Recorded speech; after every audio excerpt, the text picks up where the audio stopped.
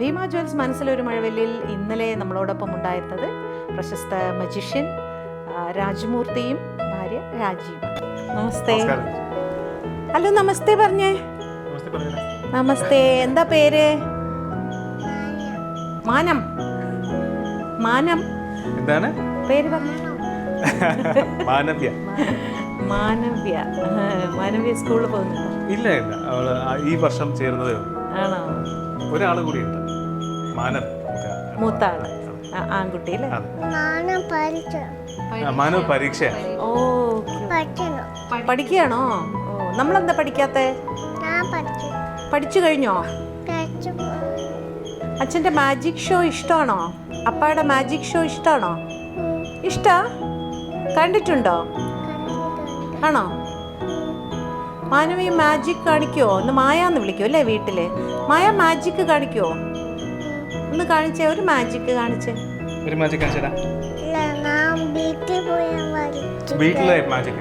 ഓ, സാധനമൊക്കെ വീട്ടിലായി പോയി അല്ലേ? ഒന്നും കൊണ്ടുവന്നില്ല അല്ലേ?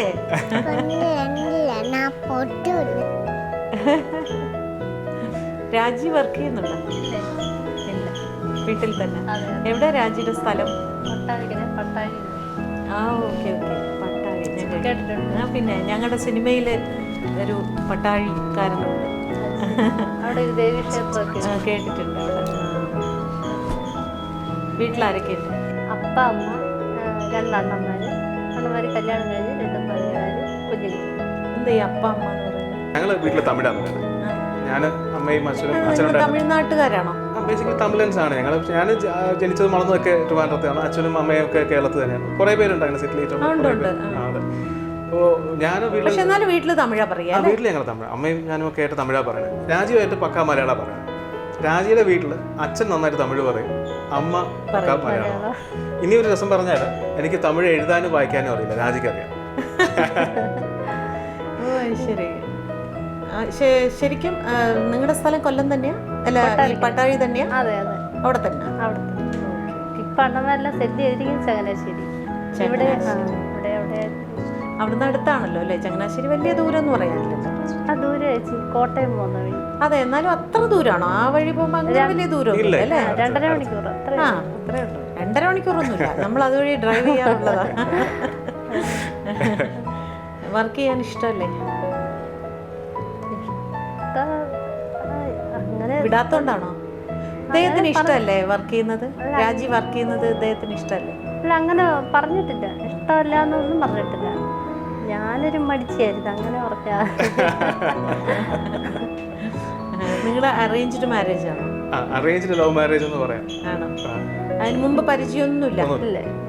റിലേഷൻഷിപ്പ് ഒന്നുമില്ല? ഓക്കെ. അങ്ങനെ ഒരു പിന്നെ പ്രപ്പോസൽ വരുമ്പോൾ നമ്മൾ ആലോചിക്കും. അല്ല, ജോലിയുണ്ടോ രാജിന്? ഇല്ല, ഞാൻ ഇതെന്റെ പ്രൊഫഷൻ ഫുൾ ടൈം മാജിക് ആണ്. ഇതൊരു ജോലിയായിട്ട് കണക്കാക്കിയിട്ടില്ല ഇതുവരെ. ഇല്ല, കാരണം ഭയങ്കര സന്തോഷമുള്ളൊരു ഇതാണ്. അപ്പൊ അതുകൊണ്ടാണ് ചോദിച്ചത്. അപ്പൊ നമ്മള് വീട്ടിൽ നിന്ന് ഒരു പെൺകുട്ടിയെ കല്യാണം കഴിച്ചു കൊടുക്കുമ്പോൾ പ്രൊഫഷൻ നോക്കിയല്ലേ കല്യാണം കഴിച്ചു കൊടുക്കുക? അപ്പൊ ചിന്തിച്ചിട്ടുണ്ടോ ഇതൊരു സെക്യൂർഡ് പ്രൊഫഷൻ ആണോ എന്ന് ചിന്തിച്ചിട്ടുണ്ടോ?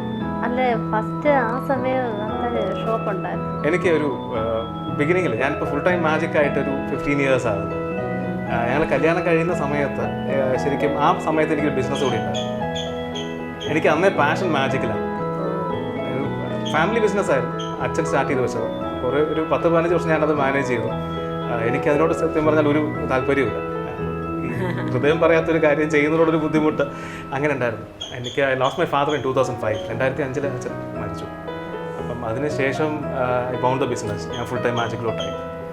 അപ്പോൾ അന്ന് അറിയില്ല, എനിക്ക് ആ സമയത്ത് ഫുൾ ടൈം ഇങ്ങനെ മാജിക് ക്രൈസ് ഉള്ള കാര്യം അറിയാം. പക്ഷെ അങ്ങനെ ഒരു പ്രൊഫഷനിലോട്ട് പോകും എന്നുള്ള കാര്യം സത്യം പറഞ്ഞാൽ എനിക്കുമില്ല മനസ്സിലായി.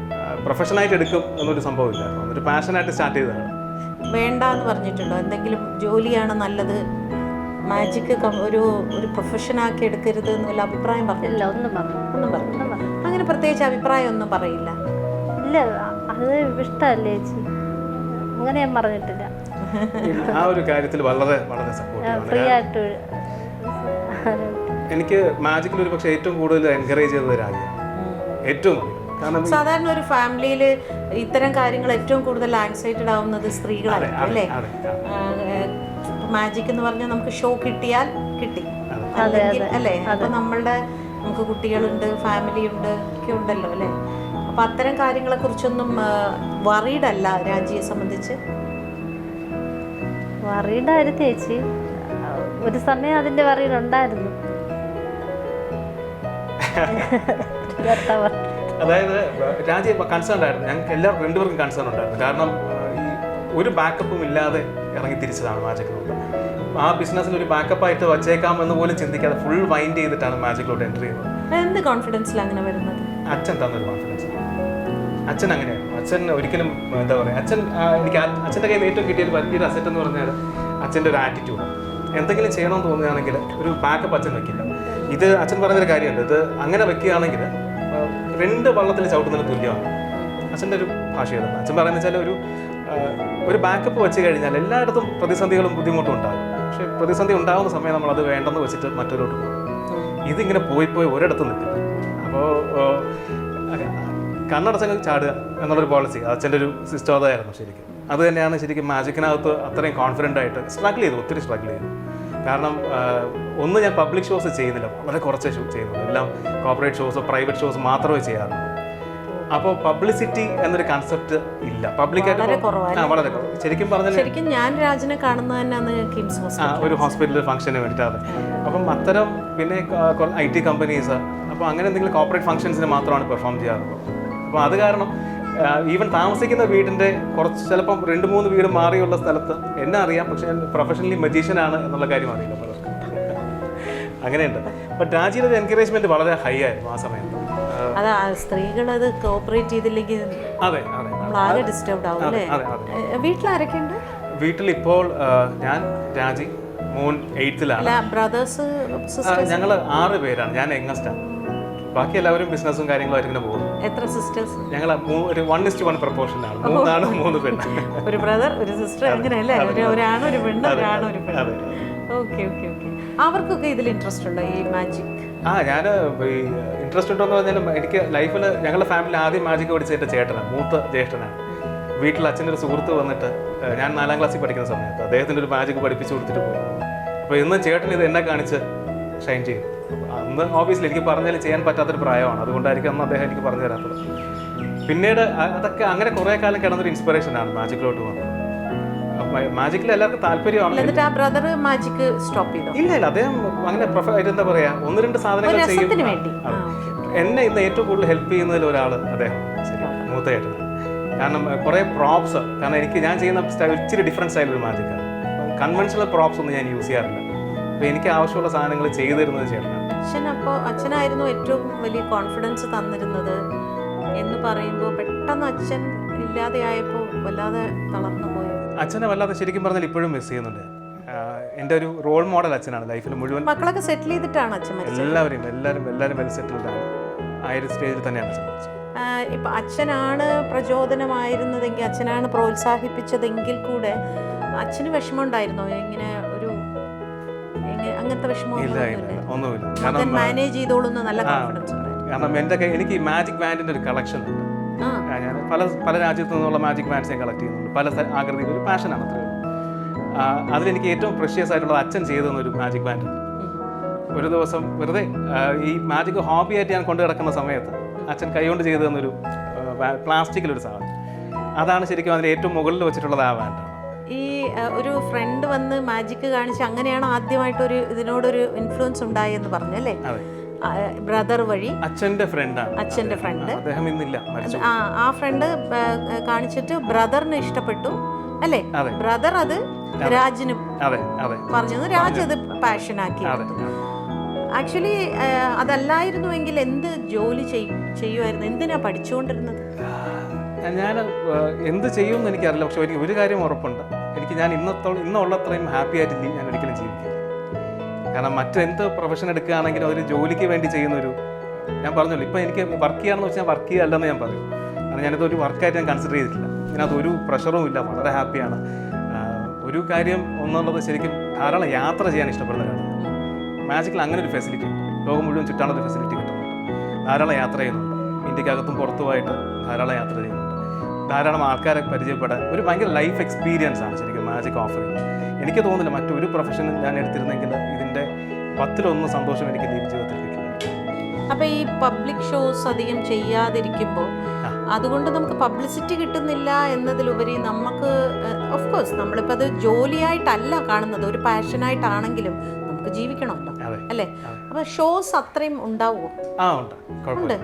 കാരണം അറിയേണ്ട സർക്കിളിൽ അറിയാം ഇങ്ങനെ. കാരണം ഇത് ഈ ഒരു കോർപ്പറേറ്റ് പോക്കറ്റ് ഒരു ഡിഫറെൻ്റ് ഒരു സെക്ടറാണ്. കോർപ്പറേറ്റ് സെക്ടർ ഒരു ഡിഫറെൻറ്റ് സിസ്റ്റമാണ് അവിടെ വർക്ക് ചെയ്യുന്നത്. അവിടെ ഷോ പ്രൊമോട്ടേഴ്സ് ധാരാളം പേരുണ്ട്, അവർക്കൊക്കെ തന്നെ അറിയാം. അപ്പം അത്തരത്തിൽ എത്തേണ്ട സ്ഥലത്ത് കൃത്യമായിട്ട് എത്തുന്നുണ്ട്, ദൈവാധീനം കൊണ്ട് കൃത്യമായിട്ട് എത്തിപ്പോകുന്നുണ്ട്. അപ്പൊ ഈ കല്യാണം അങ്ങനെയുള്ള വീടുകളിലൊക്കെ അതിന് പോകില്ല? അങ്ങനത്തെ ഒന്നും ചെയ്യുന്നു. പബ്ലിക് ഷോ ചെയ്യാൻ താല്പര്യമില്ല? അതെന്തുകൊണ്ട്? ഒന്ന് ഞാൻ ചെയ്യുന്ന ഒരു ഇച്ചിരി ഡിഫറെൻ്റ് ഒരു സ്റ്റൈൽ മാജിക്കാണ്. അത് ഷൂട്ട് ചെയ്യുന്നത് അറ്റ്മോസ്ഫിയറിൽ മാത്രം. എനിക്ക് ചിലപ്പോൾ ഇച്ചിരി ചൂസ് ചെയ്യാകേണ്ടി വരും ക്രൗഡിൻ്റെ കാര്യത്തിൽ. അപ്പോൾ ചില ഷോസ് ടേൺ ഡൗൺ ചെയ്യാറുണ്ട് ചോദിക്കുന്ന സമയത്ത്. അപ്പം ഞാനല്ല അവിടെ ഉദ്ദേശിക്കുന്നതെങ്കിൽ അതിന് പറ്റിയ ആരെങ്കിലും ഞാൻ തന്നെ നിർദ്ദേശിക്കാറുണ്ട്. ഷൂട്ട് ചെയ്തില്ല ചില സ്ഥലങ്ങളിൽ. അതുകൊണ്ട് ഇപ്പൊ ഷാഡോ ഷോ ചെയ്യുന്നുണ്ടല്ലോ അല്ലേ? ഈ ഷാഡോ ഷോ ചെയ്യുമ്പോൾ അതിൽ ഓരോ അനിമൽസിന്റെ ഒക്കെ ഇമേജ് കാണിക്കുമ്പോൾ അതിന് സൗണ്ടും കൂടെ കൊടുക്കുന്നില്ലേ? ഈ സൗണ്ട് ലൈവായിട്ടാണോ അതോ നേരത്തെ? അല്ല, അത് മുഴുവൻ റെക്കോർഡാണ്. ആണോ? കറക്റ്റ് ടൈമിന് വന്നില്ലെങ്കിൽ ചീറ്റി പോലും. അതെ അതെ. അത് ഒരു കാര്യമുണ്ട് ഈ സാധാരണ എങ്ങനെയാ ടൈമിങ് കറക്റ്റ് ആയിട്ട് ഓരോ ഇമേജിന്റെയും ഇത്ര സെക്കൻഡ് നമുക്ക് ഉള്ളിൽ ഫിക്സ് ചെയ്താലല്ലേ ആ ഓഡിയോ കറക്റ്റ് ആക്കാൻ പറ്റും? അതായത് ഞാൻ ചെയ്യുന്ന ഷാഡോഗ്രഫി ആക്ട് 5 മിനിറ്റ് ഷാഡോഗ്രഫി ആക്ടാണ്. ആ ഒരു 5 മിനിറ്റ് ആക്ട് സെറ്റ് ചെയ്യാൻ എനിക്ക് 3 വർഷം എടുക്കും. 3 വർഷം എല്ലാ ദിവസവും കുറച്ചൊരു 5 മിനിറ്റ് 10 മിനിറ്റ് അങ്ങനെ വെച്ച് പ്രാക്ടീസ് ചെയ്തിട്ട് ചില കാര്യങ്ങൾ കുറച്ചധികം പ്രാക്ടീസ് ചെയ്തിട്ടുണ്ട്. 1 മണിക്കൂറോളം ചെയ്തിട്ടുണ്ട്. ബട്ട് എല്ലാം കൂടെ 3 വർഷത്തെ ഒരു കമ്പൈൻഡ് എഫേർട്ടാണ് ആ 5 മിനിറ്റ് ആക്ട് എന്ന് പറയുന്നത്. അപ്പോൾ അത്രയും പ്രാക്ടീസ് അതിൻ്റെ പിന്നിലുണ്ട്.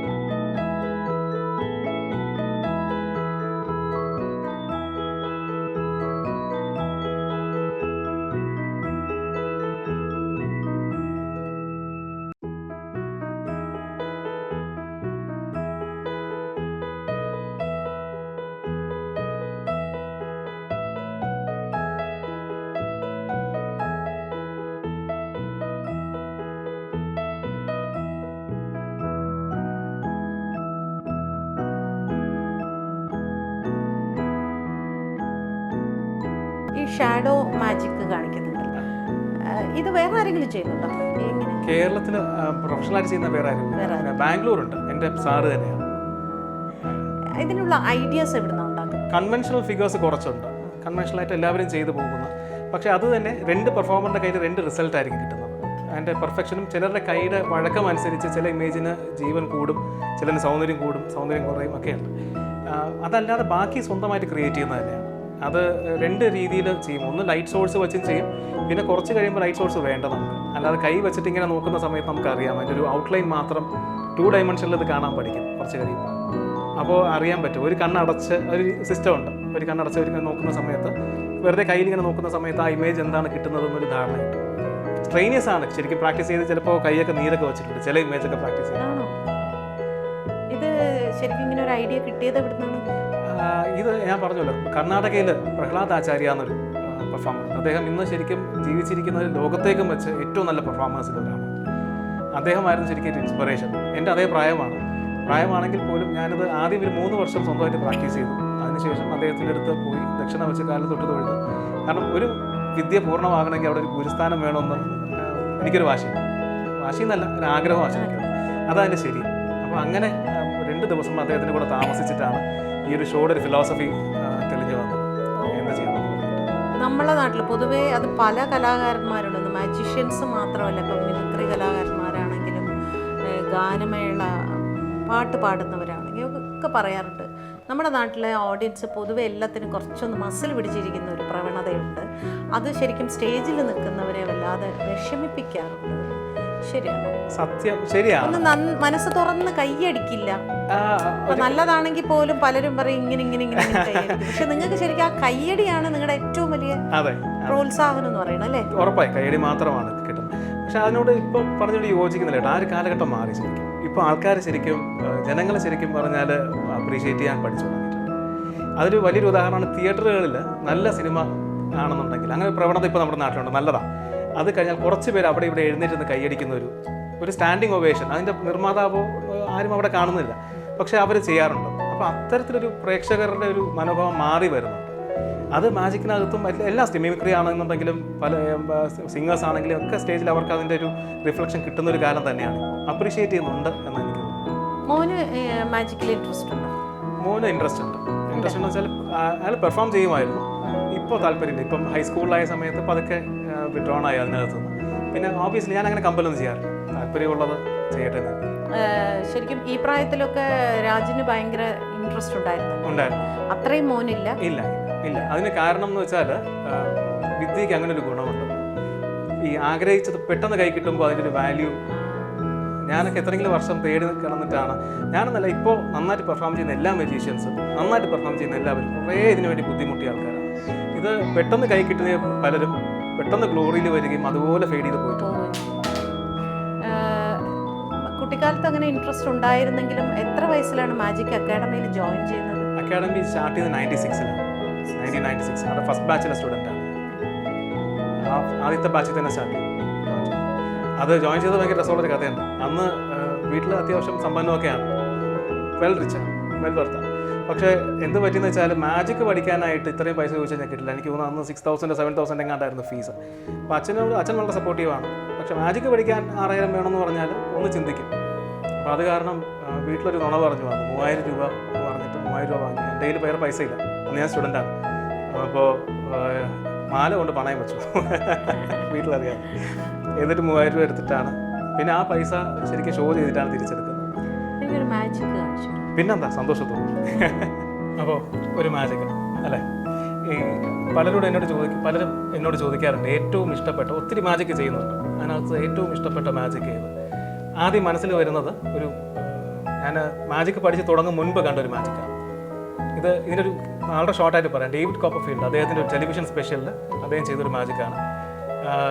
വലിയ ഇല്യൂഷൻസ് ഒക്കെ ഞാൻ അദ്ദേഹം ചെയ്യുന്നത് കണ്ടിട്ടുണ്ട്. പക്ഷേ ഈ ഒരു മാജിക് എൻ്റെ സിംപ്ലിസിറ്റി കൊണ്ട് എനിക്ക് ഇഷ്ടപ്പെട്ടതാണ്. 7 വർഷം ഞാനിതിനെക്കുറിച്ച് ഇങ്ങനെ ചിന്തിച്ചത് എന്താണ് ശരിക്കും പറഞ്ഞാൽ 7 വർഷം എൻ്റെ തല പുകച്ച ഒരു മാജിക്കാണ് കേട്ടോ. അപ്പോൾ അടുത്ത 7 വർഷം ചേച്ചിക്കുണ്ടെന്ന് സാധനം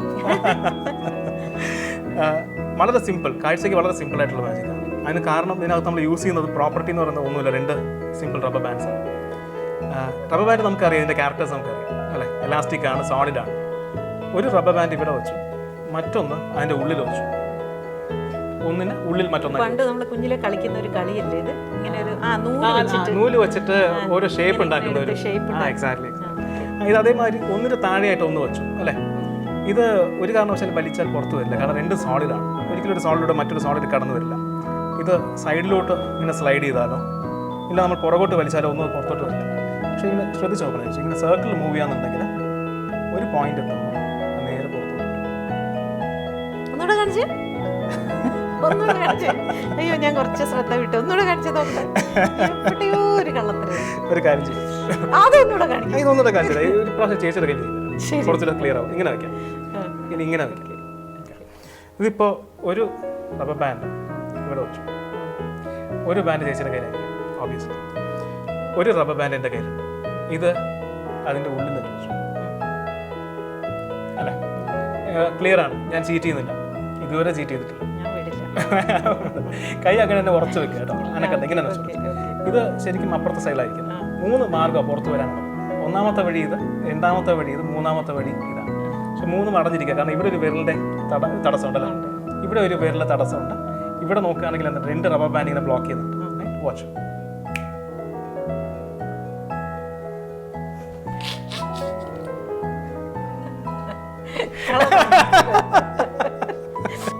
അതിരിക്കട്ടെ.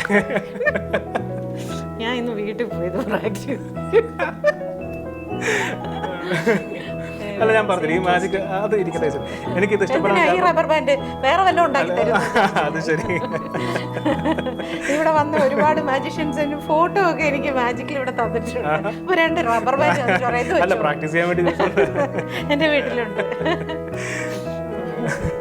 വളരെ സന്തോഷം രാജ്, കാണാനും പരിചയപ്പെടാനും സാധിച്ചത്. നമ്മൾ അന്ന് ഞാൻ ഷോ കണ്ടെങ്കിലും ഇത്ര പെട്ടെന്ന് എൻ്റെ മുമ്പിൽ വന്ന് ഇരിക്കും എന്ന് ഞാൻ സ്വപ്നത്തിൽ വിചാരിച്ചില്ല കേട്ടോ. എനിവേ വളരെ സന്തോഷം. വളരെ സന്തോഷം രാജി.